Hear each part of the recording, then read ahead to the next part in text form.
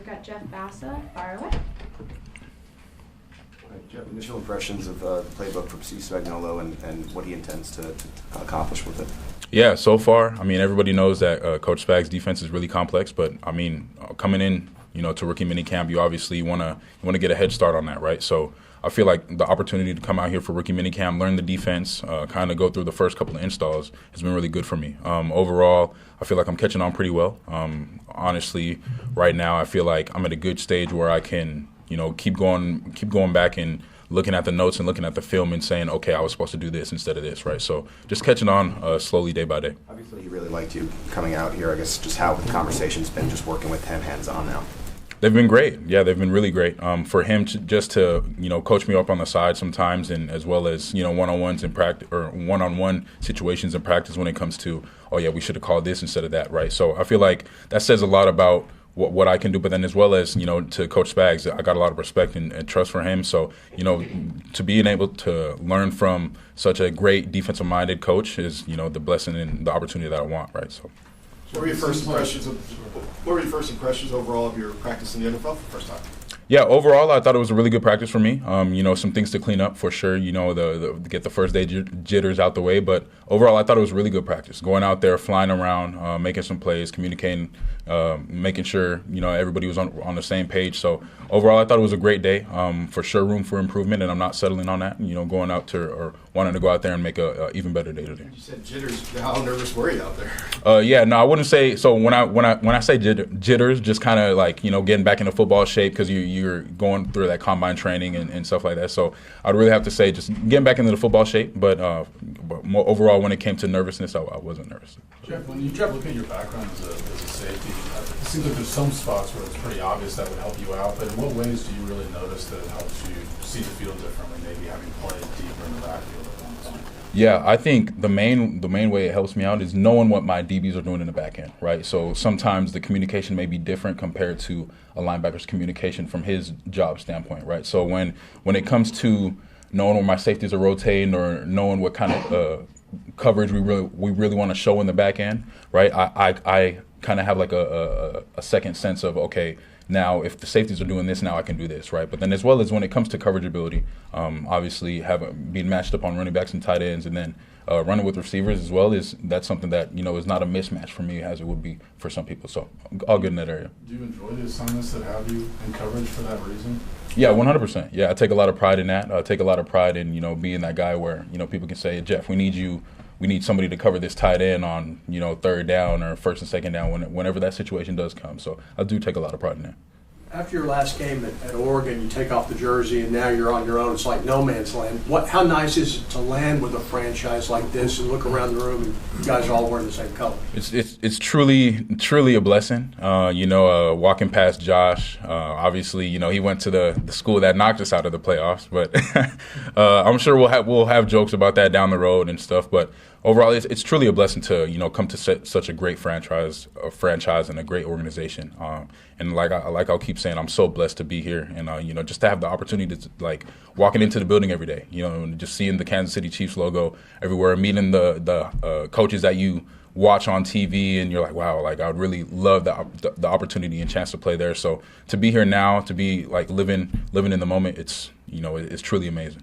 Jeff, how well do you know Kingsley? How well do you know Kingsley? It seemed like you guys follow each other everywhere. Oh yeah, Kingsley. So I came in with Kingsley. And then he unfortunately hopped in a portal, went to BYU. Had a great couple seasons at BYU, and then he came here. So, but sometimes he goes back to Eugene for his wife or fiance. So I remember one time I think it was a couple weeks ago. I was sitting in the airport, Eugene to go back home, because after pro day was kind of just training, working out, staying in shape. And then Kingsley was getting off a flight. So I seen him just, kind of chopped it up with him in the airport for a little bit. But I know Kingsley very well. I know his family very well. Couple more. We'll start with Elijhah. Jeff, obviously your physical skills brought you to the NFL, but I wonder how much of an advantage you think your sense of the field and your communication abilities, how much a part of your game you think that is, how that drives your game? I think it tremendously drives my game. A guy who, was responsible for doing all that at Oregon, I feel like that translates here as well, especially under Spag's defense. You got to be a linebacker that can communicate, make sure your defensive line's set, and as well as making sure the DBs are on the same page as everybody else, right? So I took a lot of pride in that at Oregon. And so for me to have the same role kind of headed into a defense where, there's a lot of communication, I feel like, that's a perfect situation for me, right? So, and I just got to keep getting better at, making sure everybody's right, making sure I'm always one step ahead of the game. Just with regard to that, how do you account for your instincts being what they are, and that's such a part of what they see in you, and your sense of all that? Where does that come from? Yeah, it comes from film study. I'm a huge film junkie. There's some times where I'm just sitting in the house all day watching film for hours, right? So I take a lot of pride in taking good notes and watching a lot of film, right? And I think that just really came from my love of the game for football. So in high school, when I first started getting into football, I remember I'd go on YouTube and I'd watch NFL defensive breakdowns, right, of just like defensive coverages, like people on YouTube just saying, oh, this team's in this defense and this linebacker is responsible for this, right? So I really had that itch for watching film and just wanted to learn more about football and defensive scheme. And then I really started moving that over to offense, right, picking my OC's brain at Oregon, getting close with the quarterbacks and learning what they're understanding and what they're trying to do from an offensive standpoint. So really just I've been doing a deep dive into both sides of the game. Last two, Todd and Laura. I guess it's different than a lot of these guys. A lot of these guys go to multiple schools. You were only at one school. You didn't transfer. NIL's been a thing now. Do you feel like that stability you had at Oregon and the NIL part and all that, are you more prepared to be a professional athlete now than maybe guys 5 years ago who didn't go through some of the things like having a little bit of money here and there when they're in college? I think so, but just a little bit, because when it comes to earning NIL, obviously you're getting paid a lot of money at a young age. You're being well taken care of, right? So I think that forces you to grow up a little bit faster, right? But as well as back in the day, I feel like guys were still mature with not having money and then earning a lot of money. There's still guys in the league, obviously there's a lot of vets in the league that weren't earning that NIL money, but now they're just fine. So I think it's a little bit of 50-50 when it comes to there could be some people who earn that a lot of money, but then tend to slough off and think they've made it with the NIL money. But the goal is to get more money and obviously future income, right? So when it comes to earning that money at a young age, it forces you to grow up really fast, and if you handle that really well, then I think you're set for life and also transferring into the league or transitioning into the league, I should say. Last one, Matt. Hey, Jeff, you wore a couple of different numbers in college. I think you wore 2 in high school. Why 31? How did you end up with that? And any significant meaning to that for you? Yeah, 31. So the first reason was for my teammate Kyrie Jackson, who was on the Minnesota Vikings. He passed away, and he wore 31 when he got drafted to the Vikings last year. So I wanted to honor him, but then as well as a little bit reasoning for my family as well. I got 3 sisters, and I'm the only boy, so I kind of seen the 3 and the 1 go hand in hand. But yeah, those were the main 2 reasons. First and foremost, I just want to say rest in peace to my brother Kyrie Jackson. I got a guy who was very passionate for the game, and a guy that I remember having a lot of conversations about, just about life, and then as well as him being hard on me and me being hard on him. So I wanted to honor him, but then as well as for my family as well. Thank you, Jeff. Yeah, thank you guys. Thank you. Welcome to KC. Yeah, thank you, appreciate it.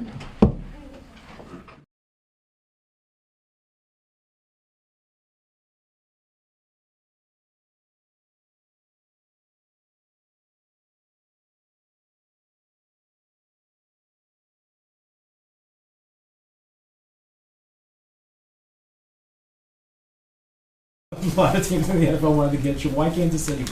I think, just talking to Coach Reed on the phone, I think, he laid out a great, plan for me, kind of just the situation, being able to come in here and learn from, a great tight end room, and just be able to, take full advantage of that opportunity. And I think, also this offense, I think it fits my skill set and stuff I do really well. So I'm glad to be here and excited to go to work. Andy was part of the recruiting pitch before you made the decision.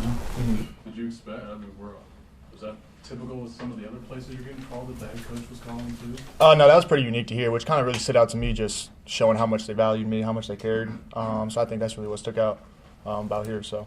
Why did you say that you think this offense fits your skill set? Obviously, what Travis has been able to do. I think it's very appealing to somebody that plays tight end. And I think, just being able to come in here and learn from him, learn from the other guys that, really play at a high level, and just be able to come in here and use my skill set and, see how I can make an impact. Jake, about how many teams were interested, even besides the Chiefs? I'd say about 4 teams. So what was draft Saturday especially like for you? Was it a long day, short day? When did those calls start coming? Did you have worries that they wouldn't come? Yeah, it was a crazy day. A day I definitely won't forget anytime soon. But I think I was just surrounded by my support system, surrounded by my family, people that cared about me. It was a really long day. Just being able to sit there through all 4, 5, 6, 7 rounds of the draft, and just be able to just always dream my whole life of getting that call, and then ultimately ending up making my decision after the draft had concluded. But just having my support system around me really made it better, and also I think I ended up in a great spot, so I'm excited. We've seen several prank things that happen around here. Did any of your friends or anybody prank you at any time, or was anything like that happen? No, I didn't get prank called. Good day then. You sort of alluded to it, but I guess how attractive is the chance to learn from Travis Kelce and making that call for yourself? Yeah, I think I played at Clemson, so I think just being around a championship culture, being around a championship team, guys that compete at a high level, guys that love to win. I think that's really what attracted me the most. Just being able to come in here and compete with guys who have done it at the highest level, and also been very successful. And a team that competes for championships, I think is something I want to be a part of. The Chiefs deploy a lot of 12 personnel packages. How much pride have you taken in your blocking when you're called upon to be the blocking tight end? Yeah, for sure. I think I'm a very willing blocker. I think I'm going to be able to, put my face in the fan, be able to, make an impact or make an impact on the game however I can. Whatever they need me to do, I'm willing to do, and, just be able to be an extra piece to the puzzle. We've talked about your skill set and about Travis a little bit. How do you, handle comparisons, and how does that add any pressure in terms of coming in here and trying to show your skill set off for yourself? Yeah, no, I don't really want any comparisons. I kind of want to be my own player. He's had a Hall of Fame career, and that's something I can look up to and learn from. But I want to be my own player and be able to create a name for myself, and also just be able to learn from somebody that's done it at such a high level. I think is really exciting for me, and also something I'm really looking forward to. Couple more. Andy, we talked about over the years and even today that, hey, day one's kind of get your feet wet. Day two is when you kind of load things up. How do you see that? How do you feel like the first day went? And then 2, how do you see the progression in today and what you're doing? Yeah, the first day, obviously, everybody's a little nervous. It's a lot to install, whole new offense, whole new system. So it's being able to come in here and learn as much as I can. But going into day 2, have a good feel how the huddle works. We never huddled at Clemson. So it's being able to get used to that, get used to the operation of the offense. But I think, day 2, going into day 2, I feel confident in, what we put in and go out there and execute. Just so we get it right, how do you pronounce your last name? Briningstool. Yes, sir. What does stand out about the huddle? I think it's just, different because everything at Clemson you did through signals, up-tempo, air raid offense with Coach Riley. So it's being able to, kind of slow it down, listen to what the quarterback is saying, kind of be in that huddle, and then, as soon as you get the play call, it's time to go execute and do my job. So. Okay. Thanks, everybody. Yeah. Thank you. Appreciate you guys.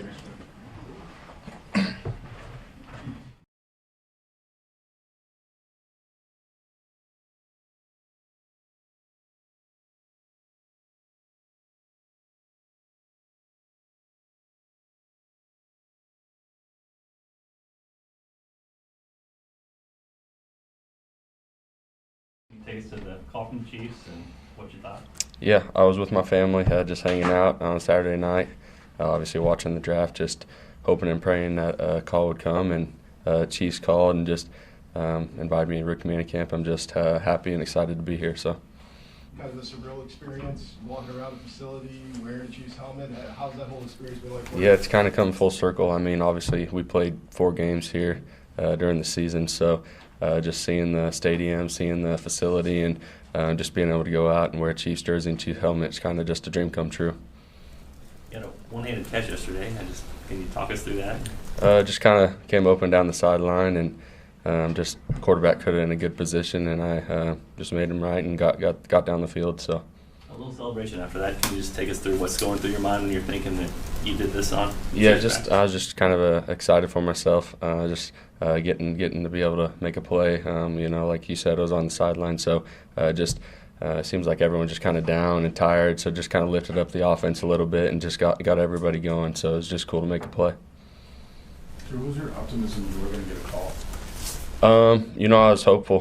God can do all things, so I was just praying and hopeful that I would get a call, and just hopeful, like you said, optimistic that something would come. And the Chiefs gave a good call for me, and it was a really cool moment for me and my family. So do you already have to think about, before you get the call, you're already thinking about, if I don't get the call, here's plan B, or do you just fully focus on, I'm going to make this happen one way or another? Just one day at a time. You know, obviously this is a surreal experience, and there's a lot of guys here competing for spots on the team, and same as I am. So, you know, you kind of got to have that in the back of your mind, like what is it after football? And I mean, football will come to an end eventually one day, and I've thought about what I want to do, but hopefully this sticks for a while. So. How attractive did the Chiefs become simply because Andy Reid has a history with the fullback and his affinity for keeping that involved in the offense? Yeah, we'll see as time goes on. I'm just trying to learn the whole offense. There's a lot in Andy's offense, as everyone knows and has seen from the past. So just being able to learn all the different positions and where they want me to play, and just trying to get a feel for everything. You've been an underdog, right? You know that. You know, not getting really recruited and find your way. What do you have inside you that accepts that underdog mentality to try to make this team? Because it is uphill, right, with all these guys? Yeah, I don't really care. I mean, obviously, I'm shorter than most guys. I may not be as big as some guys, but obviously that's been like that my whole life. I've been told that my whole life, and I don't really care what anybody else says. I know what I bring to the table, and I truly believe that. And just like I said earlier, my trust and faith in God will take me a long way. So. Can you give us an indication of how Plainville is supporting you through this whole thing? Yeah, there's a lot of people giving me shout outs and text and calls, and a lot of Chiefs fans back home. So they were really excited to hear that I was coming to rookie camp here. And so yeah, just doing it for my family and everyone back home too. Jared, I just wanted to ask you about KU from the time you arrived to you obviously leave it in a much better place. Just one of the pride you take, and I know you could probably go on and on about that, but just what stands out most about the difference in arrival to where it is now? Yeah, I would say just the right time, right place, right time. Coach Leipold and the staff came in and turned it around for us, and a lot of us that came in that 2020 class, we had that vision that we were going to flip it around, and we all stayed and did that. So just working together every single day. Obviously, it's an uphill climb, like you said. Not only in football and life, things are going to get thrown at you, and you just got to make your way around them and just keep going every day. Thank you. Thank you, guys. Thank you.